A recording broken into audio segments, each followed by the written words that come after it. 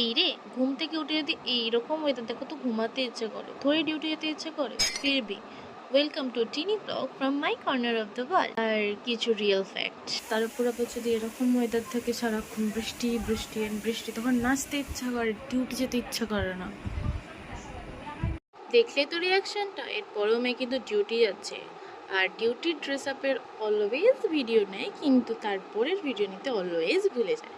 Duty যাবার মন না থাকায় সেখানকার সবচেয়ে প্রয়োজনীয় জিনিস অ্যাপ্রন, সেটা নিতেও সে ভুলে গেছিল।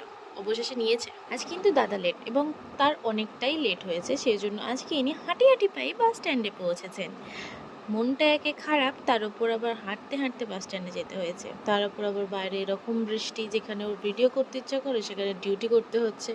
এরই মধ্যে তার সবচেয়ে প্রিয় সময় হচ্ছে লাঞ্চ টাইম। এখানেই মোটামুটি 5 জন একসাথে হয়, আর সবাই মিলে খাওয়া দাওয়া সেরে নাচতে নাচতে আবার ডিউটিতে যায়। এই হাসি ছ্যাবলামো করতে করতে আধ ঘন্টাটা কী করে পেরিয়ে যায় জানে না। সেই রেস্টটা নেই, আবার যখন কাজ করে তখন একটু কাজে মন লাগে। এবার সে ফাইনালি একটু বৃষ্টিতে ভিজতে পারবে, তাই ছাতা তো আর ওপেন করছে না। এইভাবে ভিজতে ভিজতে যাবে অটো ধরতে, কারণ একটুখানি গেলেই তো অটো পেয়ে যাবে। এমন সুন্দর ওয়েদার, কানে তোমার পছন্দের গান, আর যদি পেয়ে যাও উইন্ডো সিট, তাহলে আর কি চাই জীবনে। আমিও পেয়েছি, তাই অবশেষে মুখে একটু হাসি ফুটেছে। ওই যে বলে, journey is more beautiful than the destination, আমারও তাই হয়েছে।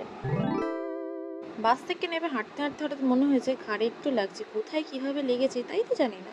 বাড়ি ফিরে স্নান সেরে পট করে গেছিলাম পড়াতে, আর পড়ানোর সময় আমাকে ইনি লেখা ঠুকে হেল্প করে দিচ্ছিল, কারণ আমার খিদে পেয়েছিল, আমি খাবার আনতে গেছিলাম। আর এটাই আজকের আমার ডিনারটা যেহেতু আর্লি কমপ্লিট হয়ে গেছিলো, সেই জন্য একটুখানি বসেছিলাম গল্পের বই নিয়ে। গল্পের বই পড়তে পড়তে যখন 15 এসে গেছিলো, আমি চলে গেছিলাম শুতে।